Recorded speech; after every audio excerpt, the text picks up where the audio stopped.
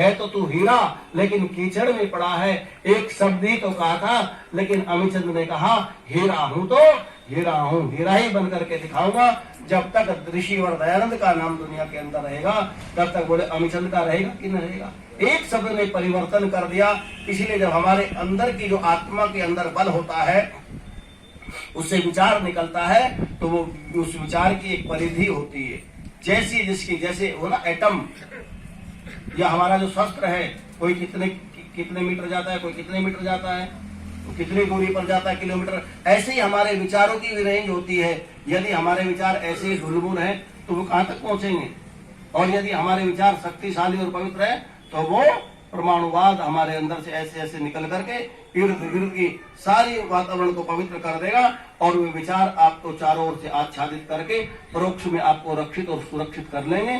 भगवान कभी डंडा लेकर के आपको बचाने नहीं आते, और भगवान कभी भी ये मत समझना, अर्थात वो हमारी वैचारिक, हमारी जो प्रवृत्तियां, हमारी जो विचारधारा है, उनके अंदर परिवर्तन उत्पन्न होने लगता है और हम अच्छे रास्ते पर निकल जाते हैं।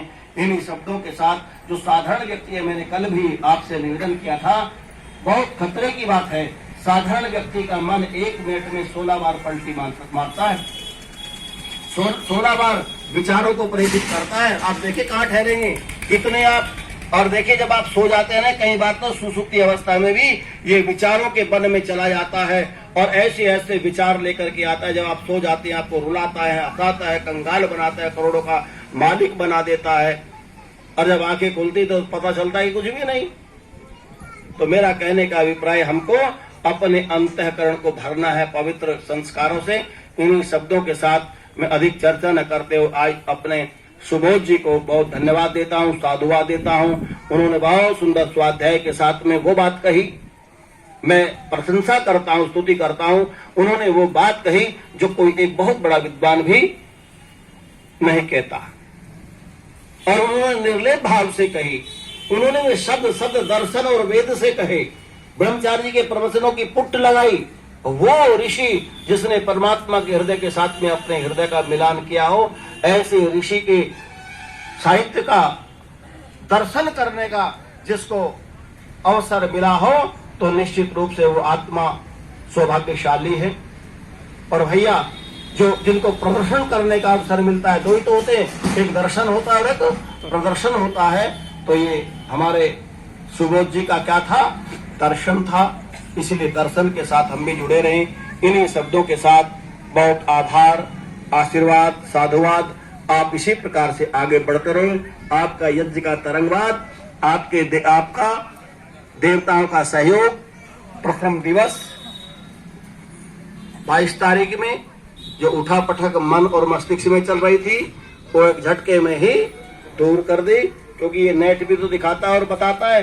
अब क्या होगा, मैंने कहा भगवान अगर सबके सुनने लगे तो उसे एक दिन काम न करने दें।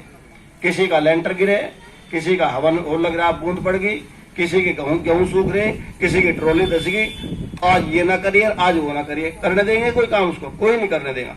तो मेरा कहने का अभिप्राय है, मैं बहुत छोटा जब हुआ करता था, अभी भी छोटा ही हूँ, लेकिन निकल गया समय, निकल गया, पढ़ते चलते चलते मैं थोड़े बादल आए नहीं कि यज्ञ की व्यवस्था, परेशान कैसे होगा, क्या होगा।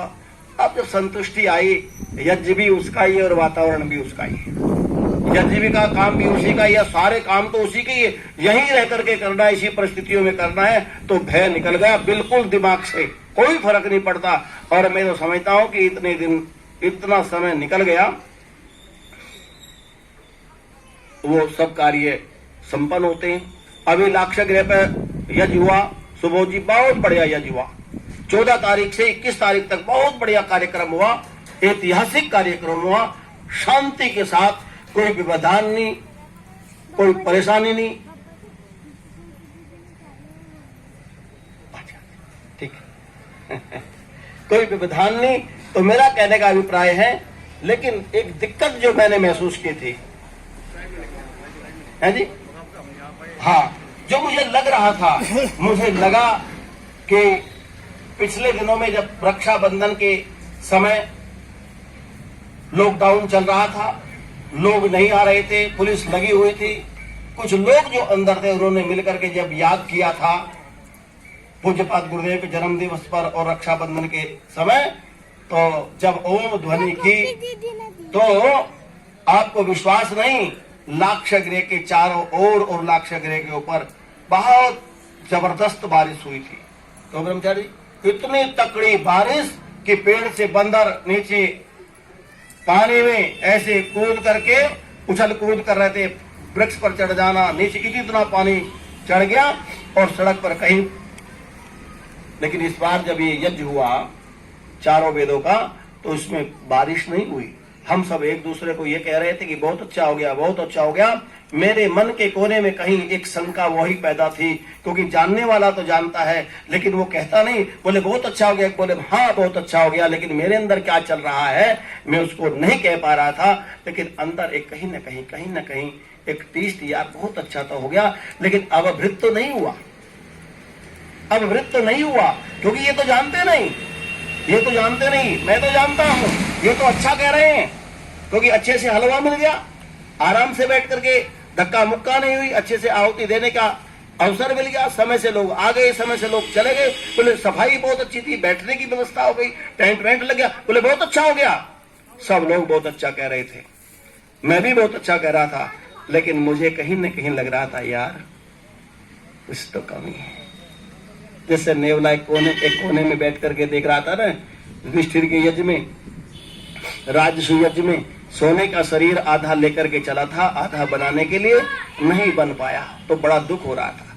सुबोध जी आप विश्वास नहीं करेंगे, क्योंकि यज्ञ के 24 घंटे पहले और यज्ञ के 24 घंटे बाद या बीच में यदि अवभृत हो जाए तो वो यज्ञ सफल हो जाता है। क्योंकि आपने बोले सफल हो, बोले जो आपने आकाश में भरा हुआ आपको तुरंत मिल जाता है। सुबह ऐसी वर्षा हुई थी, मन में मुझे नहीं कहना चाहिए था, मैंने कहा परमात्मा कमाल है। संकल्प के साथ मेरी ये वेदना यज्ञ की पूर्णाहुति होने के बाद सुबोध जी जब तक ये काम न हुआ हो, उठते फिरते बात करते हर समय मेरे मन में ये बात थी और अपनी कमजोरी को मैं महसूस कर रहा था कि कहीं न कहीं ये पूरा मंच और ये पूरा परिवार कहीं न कहीं तो कुछ गड़बड़ है। यदि ऐसा नहीं हुआ तो परमपिता परमात्मा की साथ ये बात रही होगी, ये विचार रहा होगा कि समाज में इन लोगों के अंदर निराशा न आ जाए, क्योंकि हम इतने बढ़िया नहीं है, हम इतने बढ़िया नहीं कि हमको कुछ सर्टिफिकेट दे दे, हम वही खाते हैं वही रहते हैं, आप लोगों के बीच में धक्का मुक्की भी करते हैं, बरोड भी करते हैं, सारी चीजें तो करते हैं। परमात्मा ने सोचा व्यवस्था रही होगी कि इस समय कली काल में आप सुबोध जी यजमान बने, हम यज्ञ करा रहे हैं, ये बहुत बड़ी बात है। एक छोटी सी बात बता रहा हूं, आपने कान्हा का नाम सुना? पौराणिक कान्हा, ये माताएं बहुत अच्छी जानते हो, किसका नाम था कान्हा? छोटे बच्चे का, कृष्ण का। कृष्ण को क्या कहते हैं? छोटा बच्चा था जब कान्हा। कान्हा क्या खाते थे? मक्खन। और कान्हा के पुजारी क्या खाते हैं?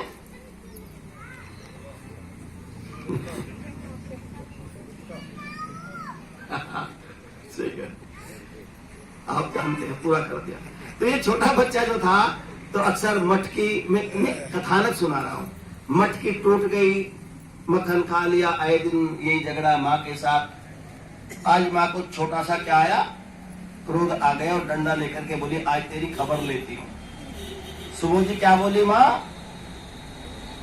माँ बोली आज तेरी खबर लेती हूँ, ठहर। और वो इतना सा बच्चा माँ को रिझा करके और इतरा करके इतला करके उसके सामने से दौड़ने लगा, छोटे छोटे पैर बड़ी तेजी से दौड़ रहे।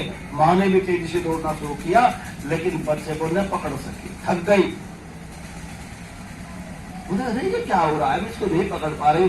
खड़ी होकर के बोली देख कान्हा ठहर जा, ये तो कहता ना, देख कहना कान्हा ठहर जा, रुक जा, अन्यथा तुझे मैं तुझे मैं कसम देती हूँ। किसकी? तेरे भक्तों की। कौन से भक्तों की? बोले सतयुग वाले भक्तों की कसम देती हूँ, तेरा नाम लेने वाला भी कोई नहीं मिलेगा, ठहर जा। कान्हा नहीं रुका, दौड़ता रहा। फिर बोली अच्छा त्रेता के भक्तों की कसम देती हूँ, ठहर जा अभी भी, 4 ही तो युग होते हैं। नहीं रुका, दौड़ता रहा माँ थक गई, फिर दौड़ने लगी, बोली द्वापर के भक्तों की कसम है ठहर जा। नहीं रुका, दौड़ता रहा।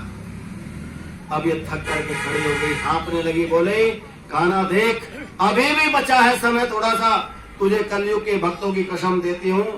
बस जैसे कसम कलयुग के भक्तों की रुक गया छोटे छोटे। माँ ऐसा भक्त कौन पैदा हो गया? ऐसा भक्त कलयुग में कौन पैदा हो गया जिसके कहने से, जिसकी कसम के साथ सारे से ये रुक गया है? पूरे गुस्सा भूल गई, जो सुख गुस्सा आ रहा था वो छोड़ दिया, भूल गई, और साथ जाकर के तुलारने लगी, बोलने लगी मेरे बेटे तो ये बता दे कि द्वापर और सतयुग त्रेता में तेरे ऊपर किसी भक्त का ऐसा कोई प्रभाव ही नहीं हुआ, कलयुग में ऐसा कौन भक्त पैदा हो गया कि मां तू नहीं जानती। सतयुग की कौन सी बड़ी बात है जहां सत्य सत्य हो, उसमें कोई फर्क पड़ने वाला नहीं। त्रेता का भी यही हाल है, कम से कम 75% तो है, और द्वापर में भी 50% है, लेकिन कलयुग में तो बिल्कुल सफाई है। कलयुग में तो कोई एक आध जुगनू की तरह ये ज्ञान टिमटिमा रहा है। माँ ऐसी कसम न देना कि भगवान का ज्ञान कहाँ समाप्त हो जाए, कलयुग से समाप्त हो जाए। तो मैं समझता हूँ ये सुबोध जी जैसा व्यक्ति कलयुग में पैदा हो गया है। कलयुग में पैदा हो गया, इतना बढ़िया यजमान तो बहुत मिलते हैं, अच्छे अच्छे यजमान मिलते हैं, लेकिन इन खबरों करे हमारी गैल्यू करे, ऐसी बात नहीं, उसकी आदत है। और कोई बात नहीं, ये इसका सात्विक स्वभाव है।